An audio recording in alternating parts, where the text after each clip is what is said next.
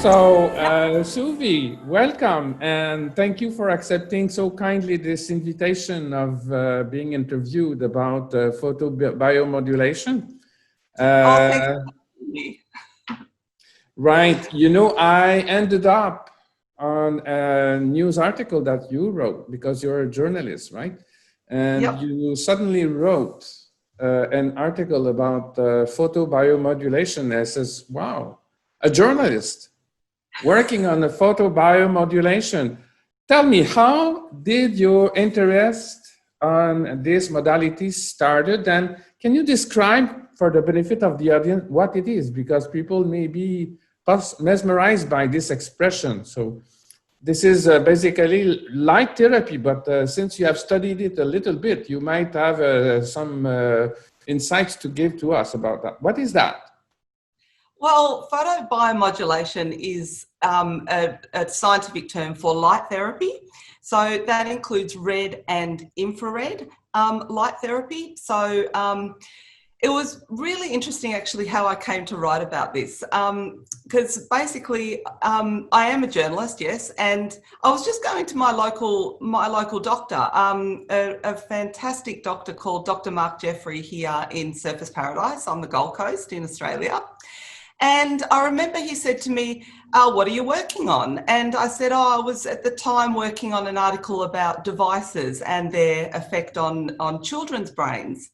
And he said, let me show you something. And so he pulled up on a website. He showed me a website of a Canadian company called VIELIGHT, which is making these headpieces that emit infrared light. And they've had successful, they've been in successful trials now for Parkinson's and Alzheimer's. And he said, you know, he told me a little bit about light therapy and photobiomodulation and how it was starting to help people around the world. And he said, it's a pity that there's something out there that can help people, but not many people know about it. And I certainly hadn't heard about it. And I just looked at him and I said, well, that's my job. How about I write a story about it? So that's really honestly how it started. And he gave me a contact for some researchers at the University of Sydney.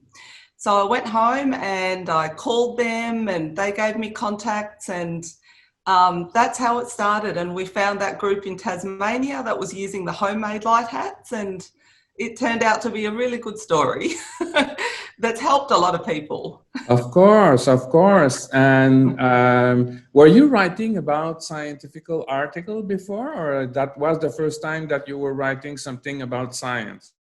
Well, I was writing about the devices for children's brains, but it wasn't really scientific or medical. Like it was, this was probably the first story that really got me into the science and medicine field. Before that, I was mainly doing health and fitness stories, writing for Australian Yoga Life magazine and that sort of stuff. So this has definitely been the highlight of my career, put it that way. And you discovered lasers. I really discovered lasers. Like I now actually have a little handy pulse laser that I use here at home. Oh, this is, like yeah, me. Yeah, I know, it's fantastic. This is a 5 milliwatt power output, and it can be used for joint pain, skin issues, muscle soreness, and yeah, look, it's just fantastic. And in fact, the very first time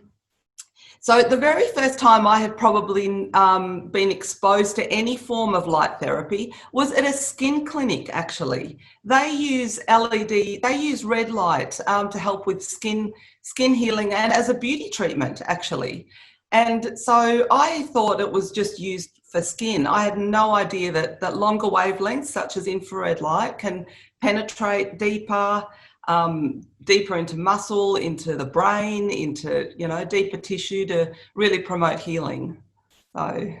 So you finally met all these people that were doing a research about Parkinson's disease. This is something amazing, because who could expect that light can help people that are suffering from this disease, no? So this is a very exciting story, and you met all of these people. So can you tell us how you got in touch with these people, and What happened? Yeah, well, I just called them up. Like I called up the first scientist at Sydney University. And actually the first person I spoke to at Sydney University was amazing. He was actually the, or he still is, the executive director of the Bosch Institute, which is Australia's leading medical research institute, actually. And his name is Professor Jonathan Stone.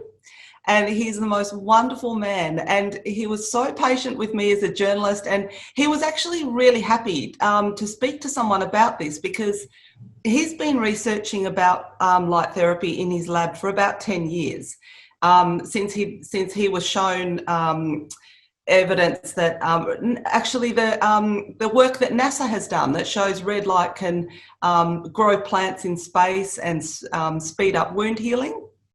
So he had been researching light therapy for a long time, and he was very happy to talk to me about it and said, you know, there's been a lot of skepticism from the medical community and from the broader public as well about it. And he put me on to another scientist who was at the University of Sydney, John Mitrofanis, who is really one of the world researchers in Parkinson's research. World leaders, sorry, in Parkinson's research. Wait, and, is he the fellow that did the research with the photo we saw, well, with the man with the cap? Is he the one? Well, we're getting to that. That's actually very interesting. That came from, so this is all linked, but then John Mitrofanis told me about a man in Tasmania who was using these homemade light hats to treat his Parkinson's disease, and who was in contact with the researcher. And he very kindly gave me Max Burr's phone number. So I then called Max Burr and had a chat to Max Burr, and he's also a fantastic character.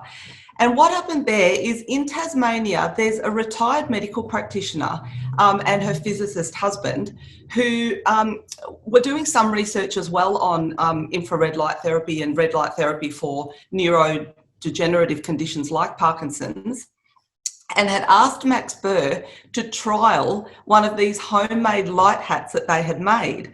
And it's all coincidental because they gave Max some research to read, and one of the research papers they gave Max to read was a paper by John Mitrofanis at the University of Sydney, who showed that exposure to red light could protect against Parkinson's disease in mouse models of animal models of Parkinson's. Wait, man. How these people were wondering that with no scientific background that could happen? How did they know that? Well, I tell you what, they didn't. They honestly didn't know that. And the way Max Burr explained it is, he said when he read this paper that showed that John Mitrofanis had used infrared light to on animal models of Parkinson's disease, when he read this paper, he called John Mitrofanis and said, look, I want to try this for myself. And we genuinely think Max Burr is possibly the first person in the world to have tried red light on his brain or on his head. And John Mitrofanis was honest and said, look, I can't recommend this to humans yet because we've only tested it on animals. I don't know about humans yet. And do you know what Max Burr said? He said, I don't have time to wait for clinical trials. My Parkinson's is progressing. I'm going to try this therapy myself. And so away he went, and he started using this.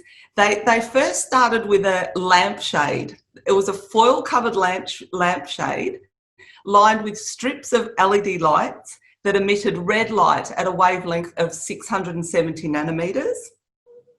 Now more research has been, conducted, and so now he uses a bucket device, literally a bucket, which is lined with aluminium foil, and it has strips of LED lights of 670 nanometer and 810 nanometer. So he literally built it. Well, actually, the retired medical practitioner and her physicist husband built it and then sort of gave it to him to use. They're actually the creators of the original homemade light hats, at least in Tasmania. But see, research labs all around the world had sort of started to research this light therapy. And so maybe there's a pocket somewhere in Europe or in some other country where they were also starting to use this therapy. We're not sure, but we do know about the group in Tasmania anyway. Oh, out of that, they literally started to use this device on himself. He really did. Yep, he really did. And he was in contact with John Mitrofanis, and John Mitrofanis asked him to document his progress, because obviously John Mitrofanis was very interested to see how it was going to work on humans, because they hadn't even done human trials yet. And so Max Burr started to document his progress. And it was slow but steady. He started to speak clearer again. He was able to walk up steps again. His writing became more legible. The tremor in his hand got a lot better, and he has actually experienced remarkable improvements. And yeah, from this homemade light hat. After how long? I would say, what was I guess that he was using it every day. And yes, after how long did he started to see some improvement in his condition? Yep, probably about 4 weeks in. He said he started to notice sort of subtle changes. And as the months progressed, the changes became more and more. So it was a cumulative effect. And I think he had been using it for about a year when I interviewed him. And at that point, he said his Parkinson's was little more than an inconvenience. He was going out again, he was bowling, he was playing the piano, he was pretty much doing everything that he wanted to do. So he could get out and about, and his Parkinson's wasn't hindering him anymore. That's amazing. So in a year without any medication. Well, no, actually, no. He was on medication. He remains on Parkinson's medication. So that's a very important point to say right now. Is what the scientists are saying is this is an extremely useful adjunct treatment, but they don't recommend anyone use it instead of a doctor's prescribed protocol. Yeah, and in fact, this is the complementary therapy approach. Very, very much, yeah, a complementary therapy. But the really important point is with Max Burr, at the point where he wanted to start trying it, his medication was at one level, but his Parkinson's was getting worse, and his neurologist said to him, "You're going to have to increase your medication." And Max Burr didn't want to do that. He said, "I really want to find some other therapy to use." He started using red light, and he has not had to increase his medication, not once. So he's stayed on the same level, which is another really exciting point, because with Parkinson's, the medications, they tend to wear off with time. Like you develop a resistance to the medication, so you have to keep having higher and higher doses. Like it's the case with Alzheimer and all these brain issues. No? So what about today? What is the condition of this person by using this device? Is he continuing to? He is awesome. He's doing really well. I actually spoke to him again just a few months ago. He's just doing great. Like I said, he now has upgraded his original lampshade device to a bucket that has strips of LED lights that emit both wavelengths. So 670 nanometer, which is red, and 810, which is infrared. So he has both. Red and infrared. I'm not a scientist right now. You're talking to me about wavelength. Can you explain a little bit about what is that? Wavelength, yep. So wavelength does matter. And in fact, the study of light therapy is actually really complicated. So yes, it's quite easy for people to use red light devices. Like, look, with mine, you know, I could just start shining it on my head, and it may very well be giving me some benefits. And so because it's so safe, I would really recommend people can perfectly well try it.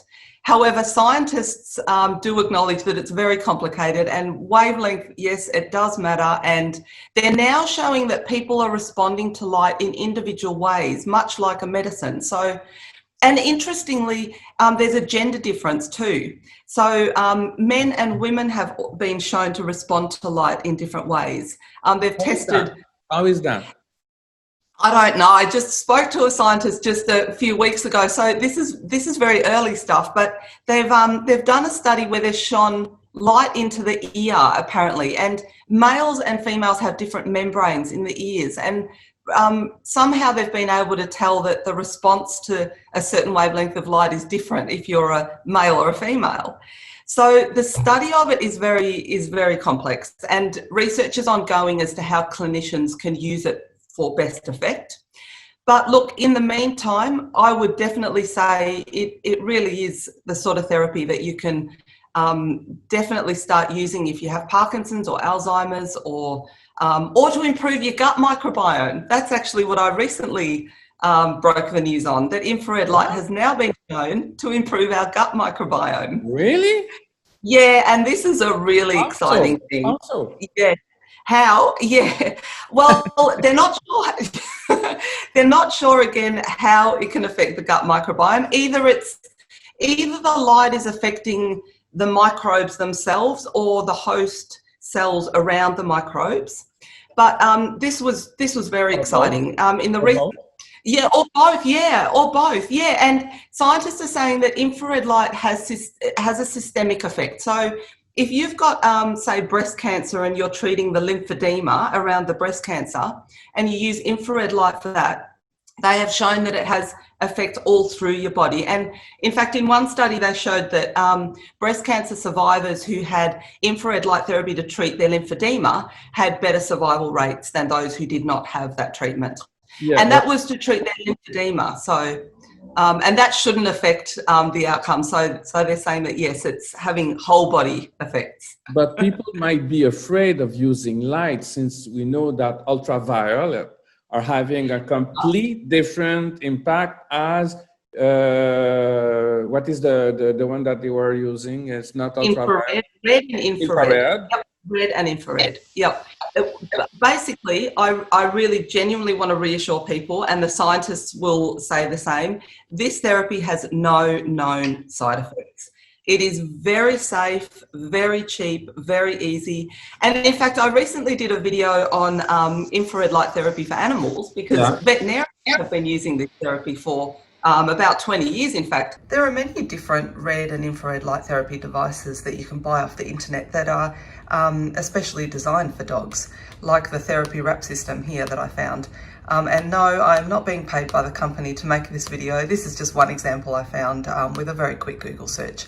In fact, dentists and veterinarians are ahead of doctors with this therapy in general. Medical doctors and humans are just catching up.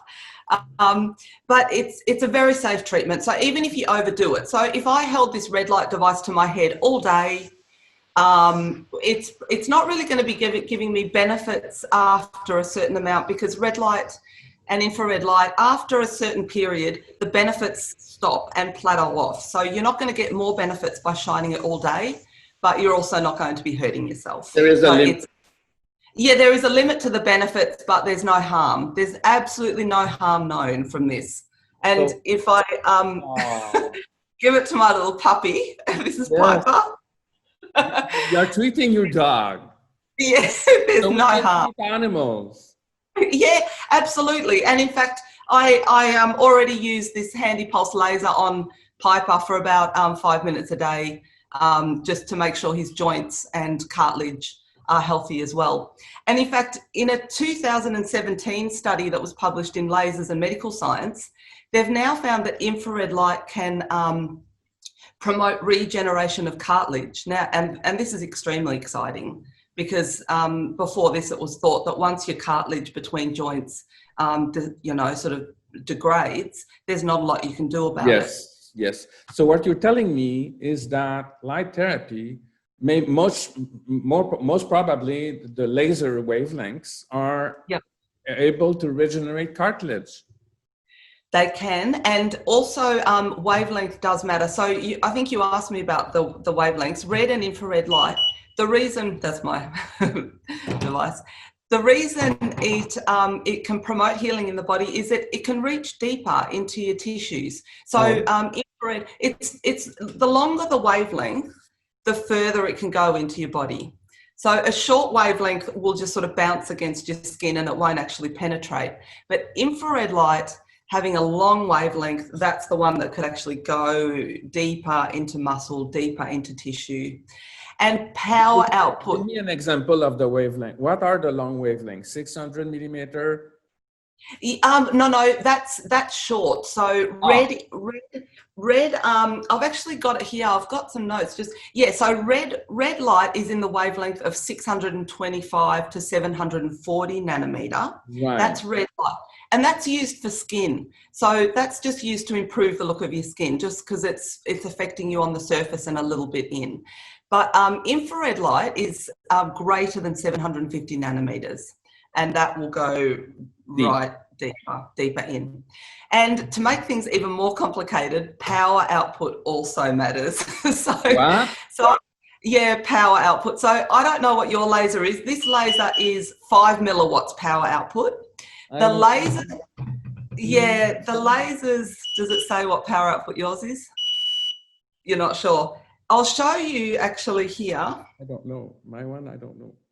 This is the laser. Can you see this on the screen? Put it up. Yeah. Can you see that? Yeah, you will send me that picture, right? I will. Afterwards. Yeah. That is the laser that was used in the most recent successful trials for Parkinson's patients, and that has a power output of 30 milliwatts as compared to 5 milliwatts for this. So you can see that power output, when clinicians are using it, they'll want a higher power output than the home. That's a professional device as opposed to this, which is a consumer device. Yeah. But no, this is also, you can buy this. You can buy this if you have Parkinson's disease. And in fact, this was designed by a team led by one of the principal researchers that I've spoken to a lot, Dr. Anne Liebert. They designed that laser and they used it in the trial. So, they also did use in the trial. So let's talk about this trial. So it's a long-term trial. It's still going on. What is the status of this trial? The status of the trial is, and this hasn't been published yet, it has actually now been completed. And I'm just very, very lucky to speak to the scientists. So they're now writing up the results. They're finishing collating the results and they will then write them up. But happily, I can report that they have found statistically significant improvements in both participants' gut microbiome and Parkinson's symptoms. Wow. For this trial. Yeah, so that is very good news indeed. And I also have to say that the trial was actually funded because of this original article that ran in the Weekend Australian magazine on Max Burr. So we are really happy about that. And I owe such a debt of gratitude to the amazing team at the Australian for backing this story, helping me with the sub-editing, with the pictures, the editors. They were just so fantastic. And what is that magazine again? So it's published every weekend in this paper, the Weekend Australian, which is Australia's national paper, and it's the Weekend Australian magazine. Okay. Yeah, and so it comes out every weekend. And it's got a big readership here in Australia. And so this is the first time that it was shown to the public. This pretty much. article. Pretty much. This was the story that did it. This was the story that sort of brought it to people's attention and brought it to organisations' attention as well. Like the CEO of Parkinson's South Australia read the article. And that's when she then contacted the scientists at the University of Sydney and offered to fund this clinical trial, which has now come to a completion. So I really owe my editors at the Australian a lot of gratitude for having the guts to run a story like this, basically, Nice. So at a time when there was a lot of cynicism. It might have started a whole wave of interest among the patient.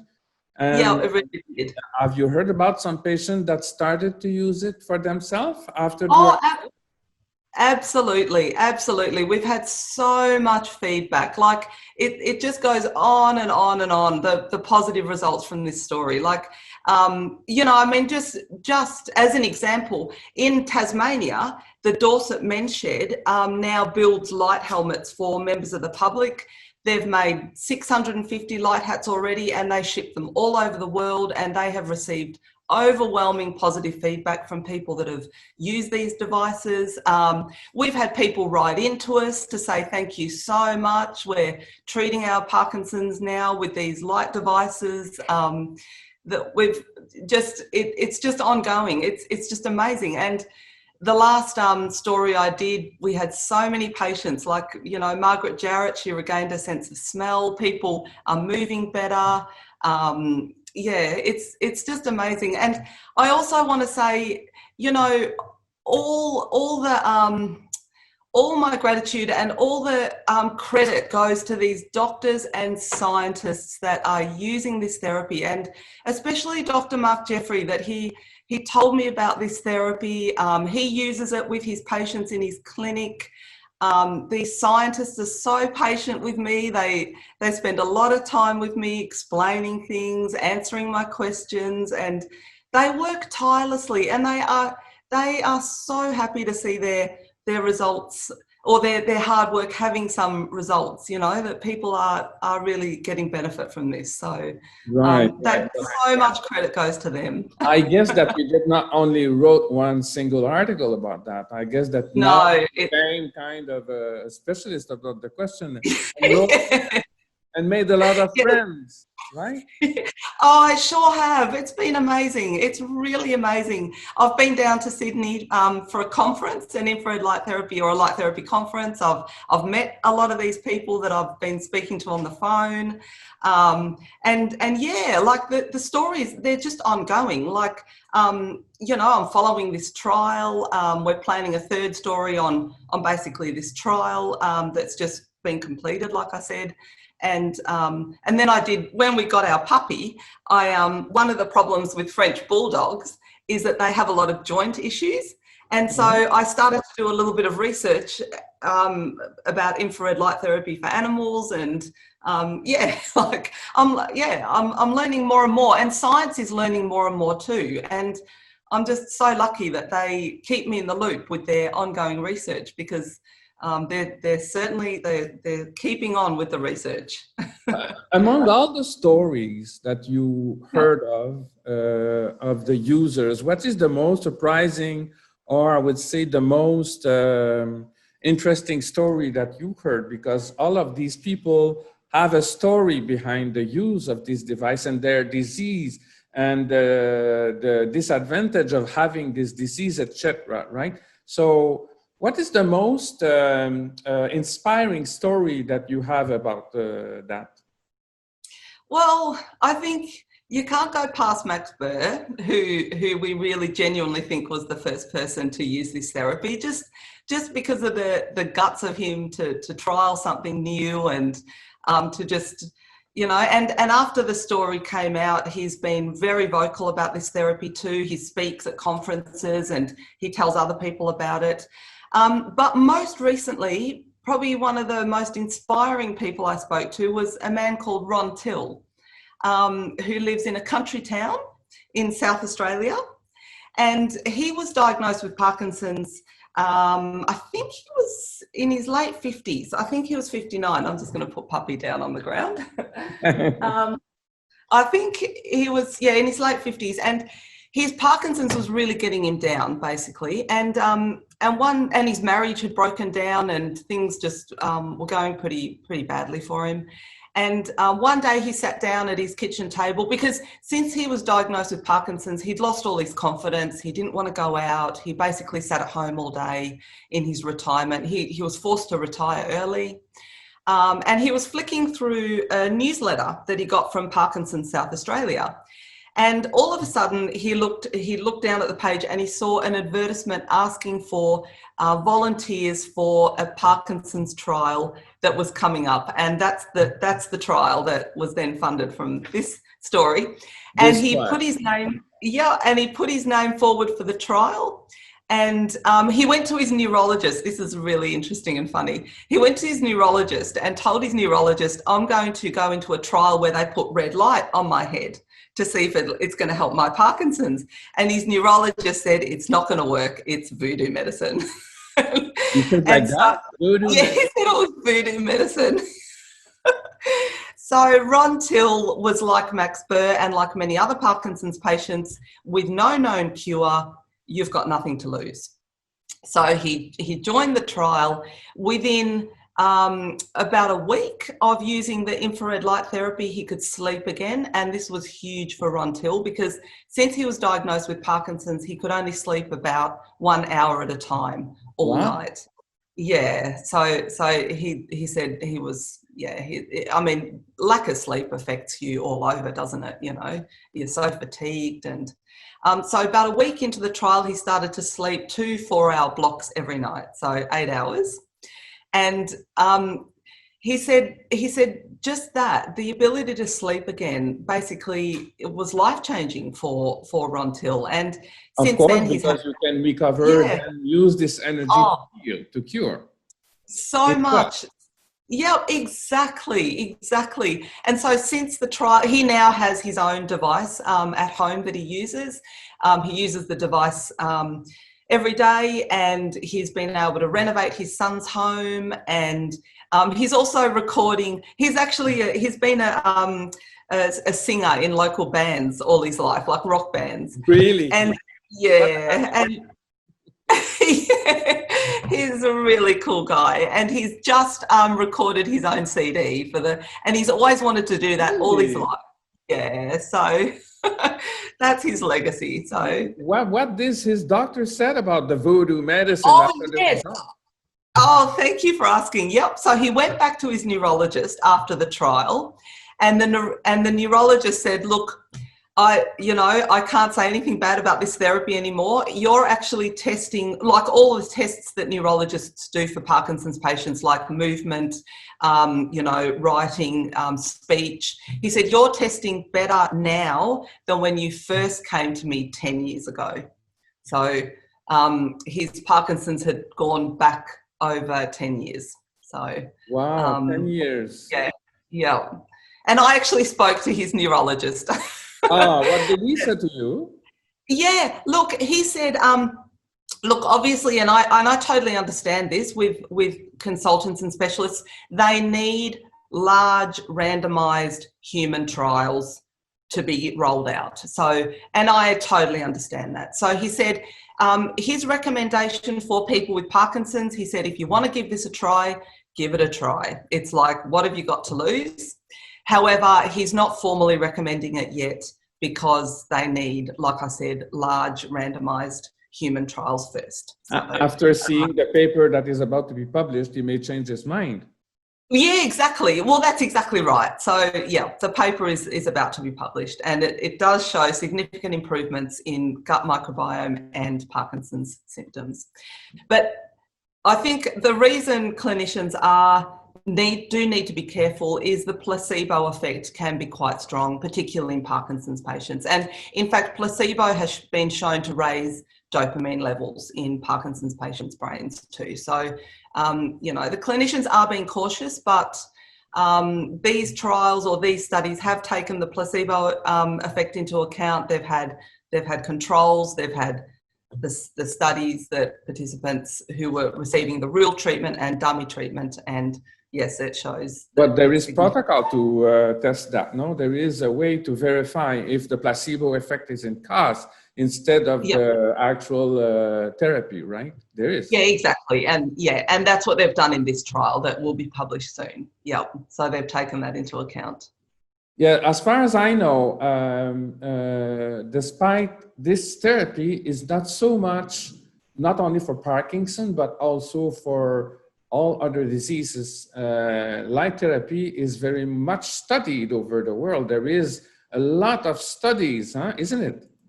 Oh, a massive amount. Actually, I've got, oh yeah, there's a Finnish dental student, actually, because remember I said dentists, a lot of dentists use this therapy. So a Finnish dental student has actually put together an extensive list on the therapeutic effects of red and infrared light, and he's got a database on his website. I can send you the link to his website. Yes. It's www.VIELTSUS.blogspot.com, and his database lists over 3,800 scientific articles, including, by his estimation, 1,100 animal studies and 140 randomized human trials of red and infrared light and its therapies. And he's got evidence there from these studies that it's shown benefit for the treatment of hair loss, chronic low back pain, knee joint osteoarthritis, oral mucositis, post-exercise recovery and neck pain, diabetic foot ulcers, dental pain, exercise performance, breast cancer lymphedema, acute pain. So yes, it's got wide-ranging benefits. And if it's proven, well, it has now actually been shown with the other study that if it can improve the gut microbiome, which it appears to be able to do, this has massive implications. Oh yeah, exactly. The gut-brain axis.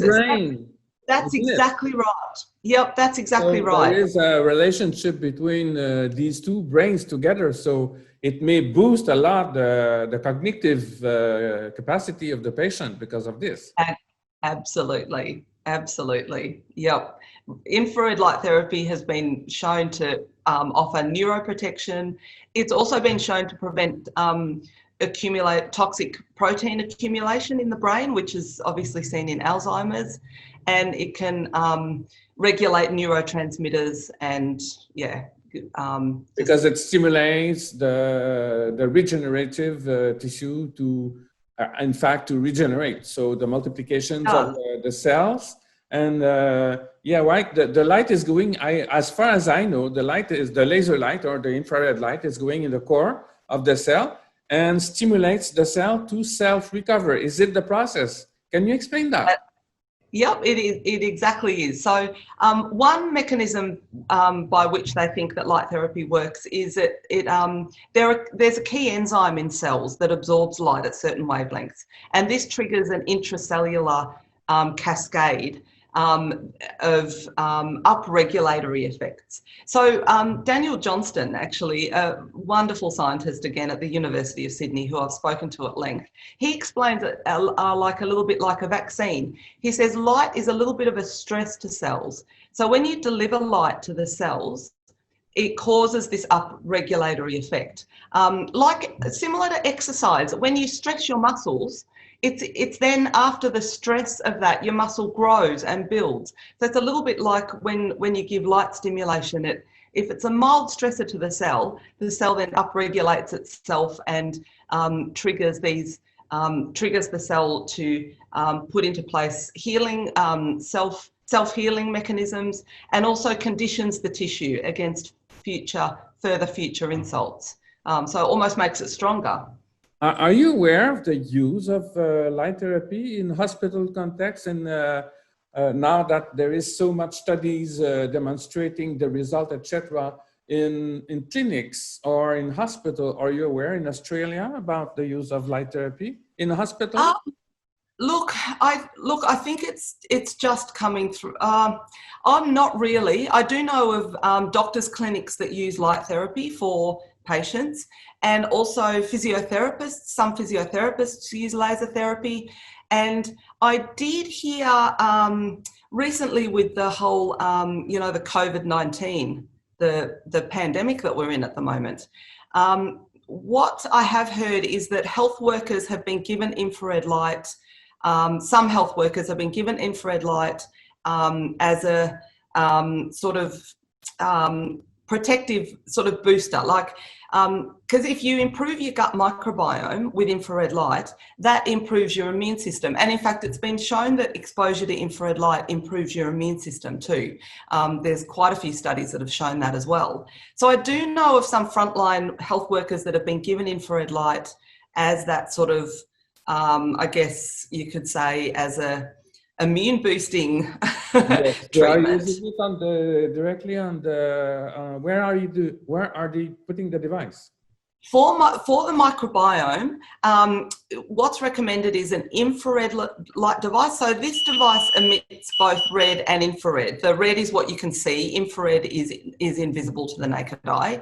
They recommend you need a device that emits infrared light, and on your abdomen for 20 minutes every second day seems to give the best results. And are they using under the thymus as well or not?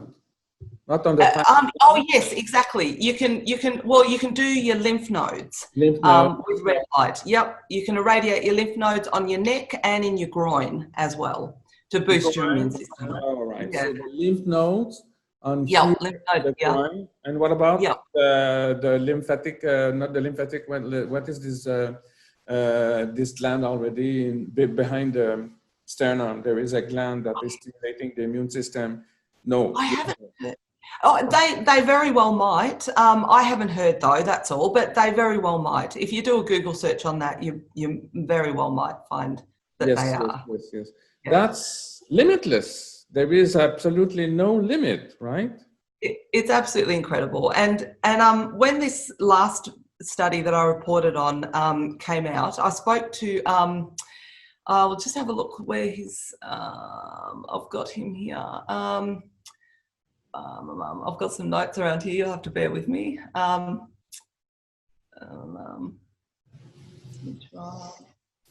Oh yeah, so I spoke to Professor Hosen Kiet, who's the medical director of the Cardiac Health Institute and professor of cardiology at Macquarie University here in Australia. And he was talking about the results of this trial with the microbiome. And he said, this was when the results were still in the early phases, when they'd just analysed the results from 6 patients. But he said, and I quote, the 6 patients that have been put through a similar protocol as the mice showed an increase by up to 20% in the favourable microbiome, which is associated with obesity reduction, short-chain fatty acid production, and very excitingly, the bacteria associated with rheumatoid arthritis, Crohn's disease and insulin resistance were all decreased. So that can infrared. Infrared therapy. Infrared, yep. So this is improving the microbiome. This is infrared light to the abdomen, 20 minutes every second day. And this was the result of the microbiome. And can you imagine obesity? You know what a huge problem that is around the world. Around the world. So now you're becoming a specialist in light therapy. Are you going to change your career, Suvi? No, I love journalism and I'm going to stay a journalist, but I will be writing, going forward, I'll be writing a lot about this therapy. There is nothing not to love about this therapy. I recently had spinal surgery, actually myself, for a disc rupture that I had, L4-5. And I used this, I strapped it onto my back and I used it in the recovery phase. And I use it on my knee because I've had a bit of knee pain. And just what I love about this story is not only just meeting all these amazing scientists and doctors that are working so tirelessly to help improve the lives of people with Parkinson's, Alzheimer's, chronic pain, all these patients, but also the stories that come in of people that have been helped by this. See, the stories are very interesting. And you're collecting stories. Yeah, look, there's too many. Like my inbox is full of people, and like for a journalist, it's been incredible. I owe so much gratitude to these scientists for being patient with me, and I guess the privilege of writing about this, because from a journalist's perspective, there is no greater feeling than when you get an email from someone and they say, what you wrote changed my life. Wow, fantastic. Yeah. And I haven't had that with any other stories I've written. This has really been a highlight of my career. It's been such a privilege. What's upcoming for you, Suvi? Are you going to write a book about that? Because a news article is something but a book. I mean, collecting all these stories is a life-changing, isn't it? So are you going to write a book about that?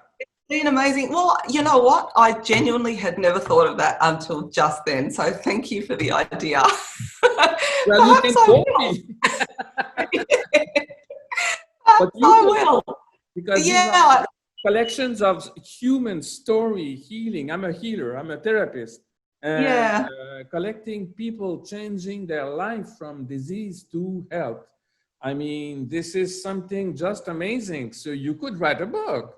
I sure could. I really sure could. And yeah, you're right. It's the human stories that are so touching. Like even a lady just recently, Margaret Jarrett, she cried on the phone when I spoke to her, and she said I can smell again. She's an avid gardener actually, and she grows beautiful plants like roses and all these scented flowers. And when her Parkinson's symptoms sort of really kicked in, she lost her sense of smell, which is quite common in Parkinson's. And she said, I can smell my flowers again. And that improves her quality of life remarkably, you know, that she can go out and see her roses, pick one and actually smell That's the perfume. fantastic. That's fantastic. And I just had a title for your book in my mind. You could, Yeah. you can entitle your book "May There Be Light."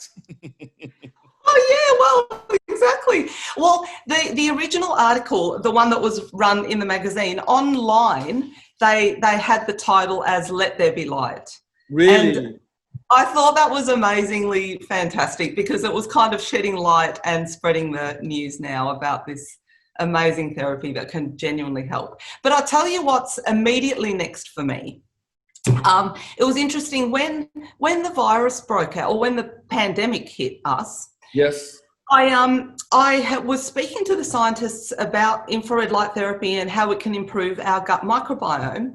And I thought, you know, how do we get the message out that there's something that can improve your immune system and help? And so it was about 3 months ago that I started a YouTube channel. I've only had my YouTube channel for about 3 months. And I thought, you know, I really want to get the message out to people more about this. So I started with a video about boosting your immune system with infrared light.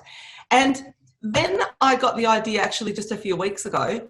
The most common question I get whenever an article about infrared light therapy for Parkinson's is published, the most common question we all get from readers, me, the scientists, the doctors, the newspaper, everyone, is how do I administer this therapy to myself?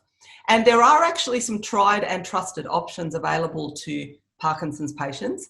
And so my next immediate project is actually this weekend. I'll be shooting a video that will give viewers the exact devices, right from making your own device to buying a light hat by the Dorset Men's Shed, which is very budget friendly. It's only $300, to buying a headpiece from VIELIGHT, which has been used in the trials, to that laser that I showed you that has also been used in the trial. So from almost no cost to the higher end cost, I'll show all the options for people to get red light onto their head. Yes.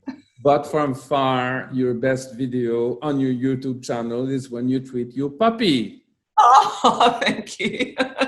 He is a really good assistant. He's Yes, great. he's the best. He really likes it. He seems to be over the moon when you give him this treatment, right? Yeah, I was surprised actually. I didn't know about infrared light therapy for animals, but look, like I said, vets and dentists have been up on this. Race horses have been benefiting from infrared light therapy for 20 years. They've been treating race horses for muscle soreness, joint pain. So if you're going to treat race horses, why not humans? We're not that different. And plants. I believe that there is also some benefit on plants because it's not sunlight. There is, I mean, production, or I would say the production of healthy cells into plants, because this is life, isn't it? This is life. And they could actually grow plants with red light in space. So You do. yeah, yes, With they great, can. with great results. With yes, with great results. Yeah, exactly. And in fact,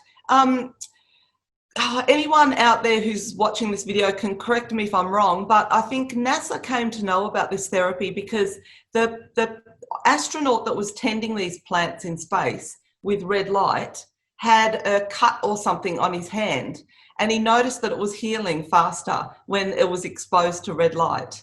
Really? So they then started to investigate. So There is a lot. What I don't know is why they were testing red light to grow plants in space. I'm not sure who came up with that idea. Well, I'm curious to see if in lab cells we can examine the difference between a test. I mean, the difference between the plant that was not, as opposed to one that is exposed to that kind of light, and see the difference. If the nutrients are the same, if the cells is throwing the same. We don't know yet, huh? That would really be interesting. Yeah. I'm not sure about any. I don't know of anyone that's done that research. So, but there is few limits. Yeah, few limits. Yeah. So now you've got an additional friend. You've got me. You have got all these friends, but you also got me. I was very pleased. Our time is finished, but I was very pleased, and thank you so much for sharing this. First to this magazine, but with us, and I will share with you, with the audience, your websites, your blogs. Send me your addresses. I will share it with them so that they can continue to follow you, your YouTube channel. So it's just lovely because it works. It does. That's the amazing thing about this, and that's why it's breaking through into the medical community, into the public. You can't argue with clinical trials, and you can't argue with the evidence. It works. So if something's going to work, why not use it? Well, Suvi, if you launch your book, I want to be there. I'll fly to Australia. It's not very far from Sri Lanka. So it would be great. It would be so great. Right. So for now, thank you. Oh, thank you. Thank you for spreading the word about this too. Really appreciate it. Thank you very much, and hope to meet you in Australia to your book launch. Goodbye now. Goodbye. Thank you. Bye. Bye.